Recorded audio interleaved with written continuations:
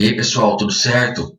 Bom, para a aula dessa semana, a gente vai trabalhar com o conceito de isomeria ótica, em continuação a todos os estudos de isomeria, né? Semana passada a gente já viu isomeria plana e geométrica, e agora a gente vê a tal da isomeria ótica.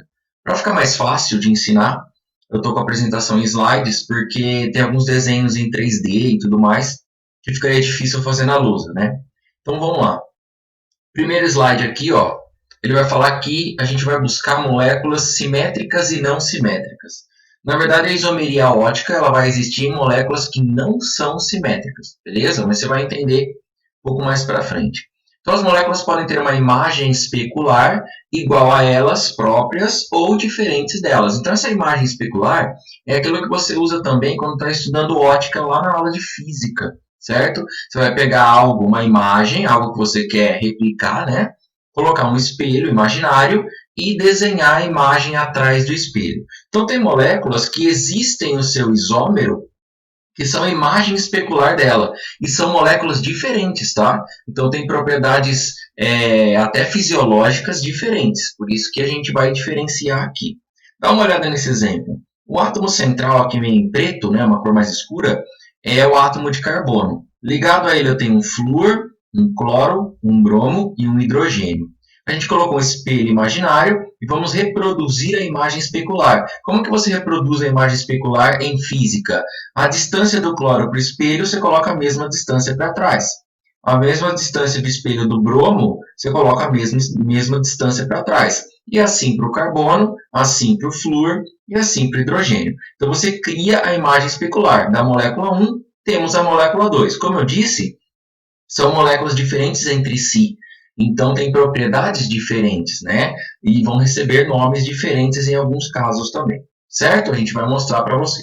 A gente, no caso, sou eu só, né? Beleza. O que vai acontecer? Para você saber se a molécula é a mesma ou não, você pode tentar sobrepor as moléculas. E quando uma é imagem especular da outra, por serem diferentes, algo você não vai conseguir sobrepor. Alguma coisa não dá certo. Por exemplo, o carbono eu consegui sobrepor.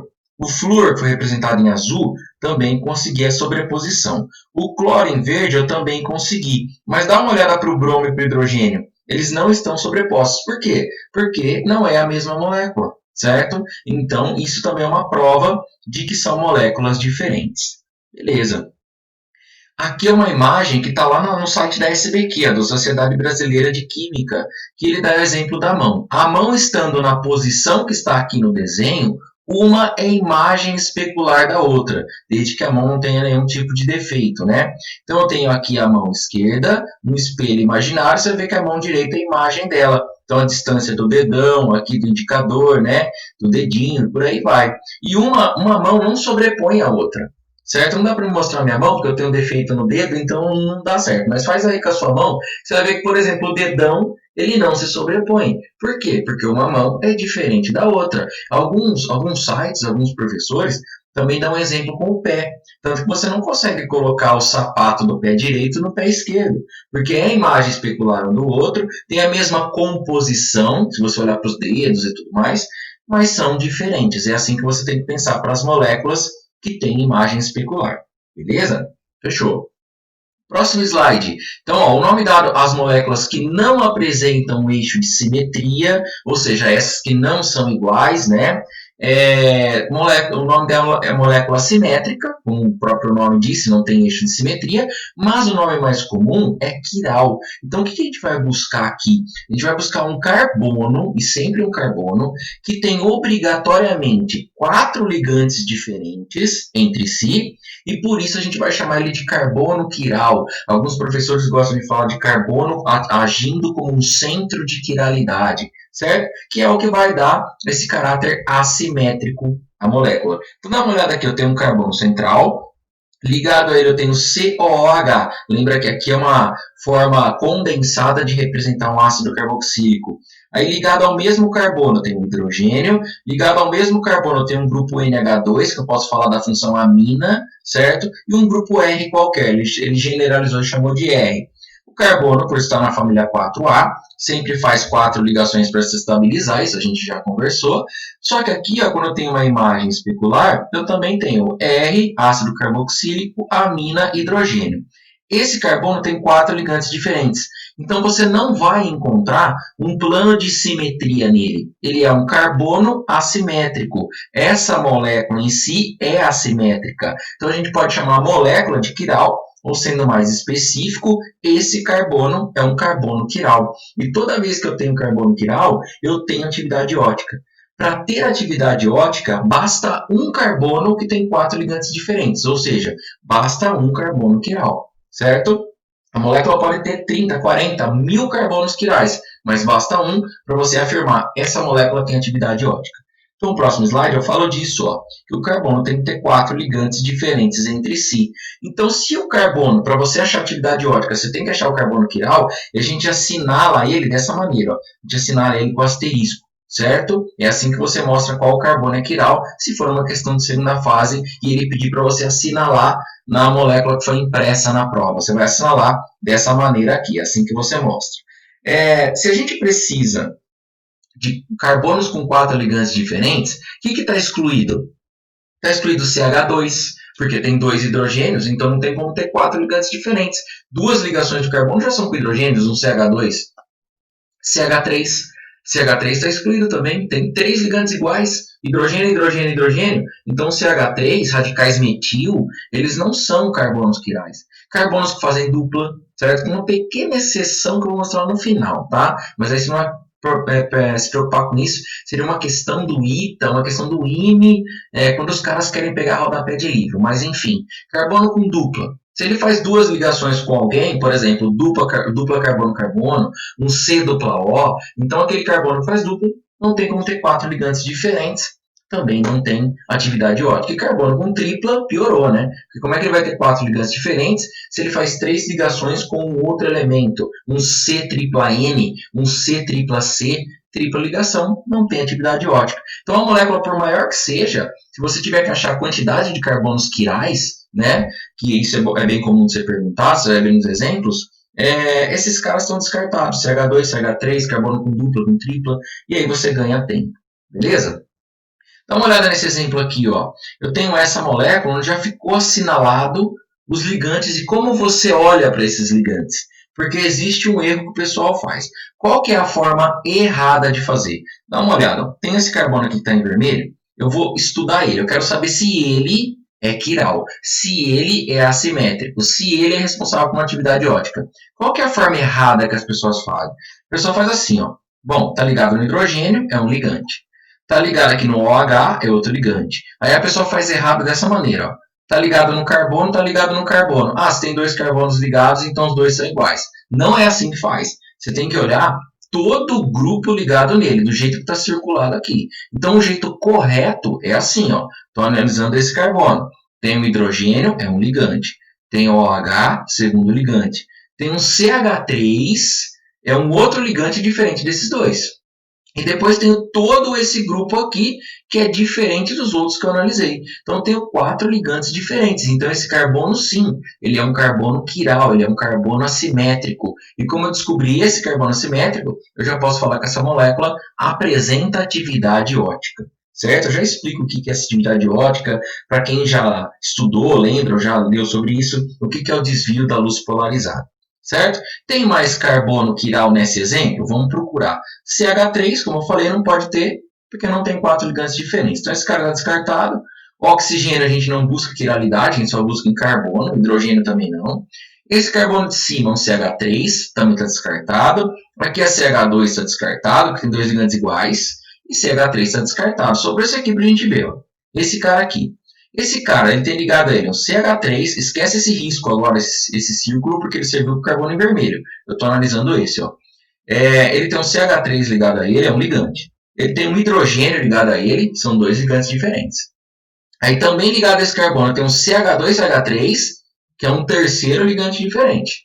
E depois eu tenho todo esse grupo que engloba o OH, o CH3, o hidrogênio, que é um quarto ligante diferente. Então, esse cara aqui também é quiral. Então, nessa molécula, eu tenho 2 carbonos quirais, 2 carbonos assimétricos, que são responsáveis pela atividade ótica. Beleza? Fechou. Esse de baixo é muito clássico, né? Muito comum para o vestibular, que é o ácido lático, né? Esse ácido é responsável para quando você entra numa academia Imagina que você, eu estou dando exemplo da academia, pode ser qualquer atividade física, né? Você está sedentário, igual eu, por exemplo. E aí você fala, pô, amanhã eu vou para academia, amanhã eu vou correr, amanhã eu vou fazer alguma coisa assim. E aí no outro dia, seu braço está doendo, suas pernas estão doendo, aquela dor muscular mesmo. Você fala, nossa, estou sentindo bem onde eu fiz o exercício. Por quê? O seu corpo produziu ácido lático nos músculos para tentar suprir aquela necessidade, né, do esforço feito. E ele formou esse composto aqui. Então, devido a essa história da academia, da atividade física, eles cobram muito esse composto no vestibular, por isso que ele está aqui no exemplo. Ele já está assinalado da forma correta, né, da forma oficial, que esse carbono é quiral. E por que ele é quiral? Por que ele é assimétrico? Ele tem hidrogênio, CH3OH, e esse ácido carboxílico aqui, certo? Então tem 4 ligantes diferentes. Por que esse carbono não é quiral? Porque ele é um CH3, 3 ligantes iguais. Por que esse carbono não é quiral? Porque ele faz dupla. Carbono que faz dupla, ele não vai ser quiral também. Certo? Aqui temos um ácido carboxílico, né? E aqui temos um álcool, um OH ligado a um carbono que só faz ligações simples. Então, eu tenho atividade ótica no ácido lático. Tranquilo? Beleza. Mas e quando a molécula é de cadeia fechada? Porque até agora os exemplos que eu fiz é de cadeia aberta. Na cadeia fechada, você vai ter essa preocupação aqui, ó, analisar os sentidos horários e anti-horários do ligante do carbono que você está estudando. Então vamos lá. Carbono 1, eu numerei aqui. Esse 1, 2, 3 não é para nomenclatura, tá? Não estou preocupado com o nome da molécula. Eu estou só preocupado que você entenda qual carbono eu estou falando. Então eu chamei esse aqui de 1. Esse carbono tem 2 ligantes iguais, ó, ele tem hidrogênio e hidrogênio. Então, só por causa desses 2 hidrogênios, que é um CH2 do ciclo, eu já sei que ele não é quiral. Então, eu não estou preocupado com a análise horária ou anti-horária dele, porque ele já tem 2 ligantes iguais. Já descartei a possível assimetria dele, ele não é quiral. Vamos para o carbono 2, que já está assinalado. Carbono 2, vamos ver com calma. Ó. Ele tem um hidrogênio ligado a ele tem um bromo ligado a ele, certo? Aí eu vou analisar sentido horário e anti-horário. Então, encontramos hidrogênio e bromo, 2 ligantes. Outro ligante, aí você vai ver a sequência. A sequência não pode ser igual para que seja quiral. Então, dá uma olhada aqui, ó. No sentido horário, ele tem um CHBr e um CH2. Então, estou indo no sentido horário, CHBr e CH2.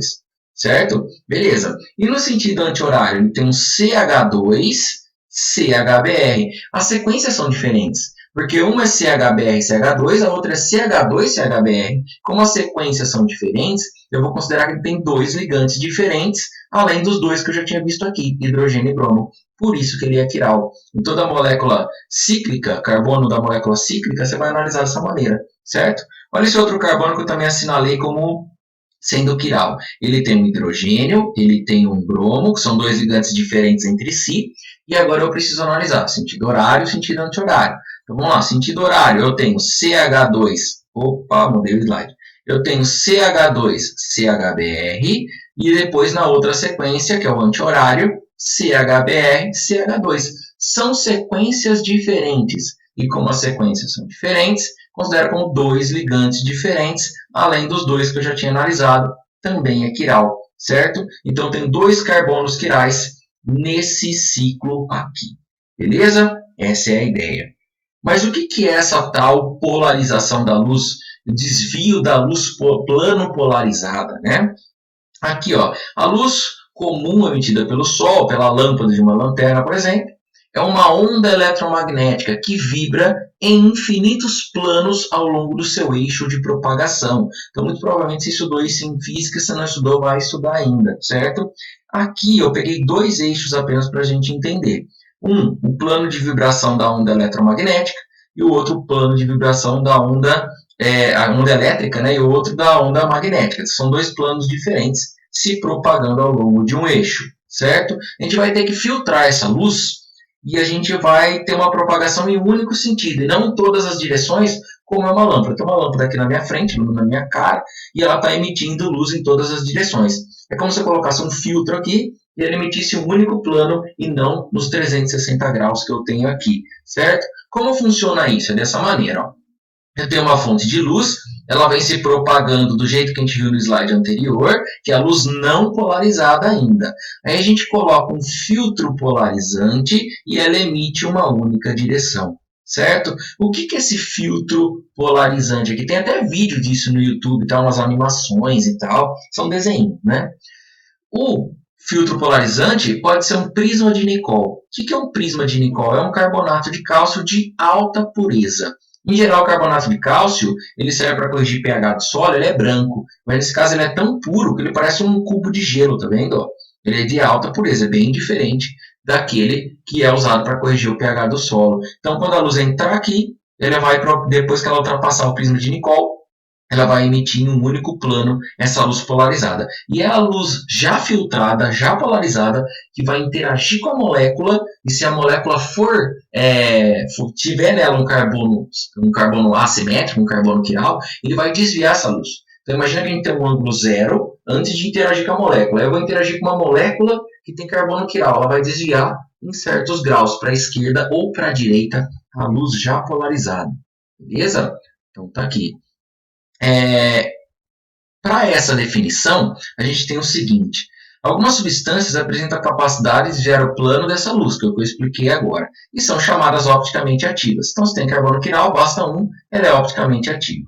Por definição, por convenção, quando a luz é desviada para a direita, que é o sentido horário, elas são chamadas de destrógeras. Aí na frente do nome, a gente vai colocar o D minúsculo entre parênteses ou o sentido positivo. Por que positivo? Convenção. Definir que o sentido horário é o sentido positivo. Tá? Assim como a gente usou lá na isomeria geométrica cis e trans, quando a gente colocar o prefixo cis minúsculo ou trans minúsculo, aqui a gente vai trocar para D, caso ela desvie para a direita. E a gente vai trocar para L, caso ela desvie para a esquerda, porque quando ela desvia para a esquerda, ela é chamada de levógira. Então a gente vai usar L minúsculo ou o sentido negativo da rotação, que por convenção quem desvia para a esquerda é negativo. Uma observação importante aqui que eu acho que deve estar em um dos slides. Olhando apenas para a molécula que está impressa na sua prova, você não sabe, eu também não sei, e ninguém sabe se ela é destrógera ou se ela é levógera. Para saber se é destrógera ou levógera, a gente tem que colocar ele no equipamento que faz essa leitura, certo? No polarímetro, que tem toda aquela sequência, fonte de luz, o prisma de Nicol, a luz polarizada que vai interagir com a amostra. Então é o equipamento que vai dizer isso. Então como que eu vou dar um nome se eu não estou com o equipamento na hora da prova? Tem que ler o enunciado e prestar atenção no que ele vai falar, certo? Às vezes ele conta uma história de alguém que estava no laboratório, desviou para a direita, desviou para a esquerda, e aí você tem que fazer essa interpretação, beleza? Então esse é um dado experimental. Fechou. Esse é o vídeo parte 1 de isomeria ótica, para não ficar muito longo, e eu volto depois com o vídeo 2, então até já já.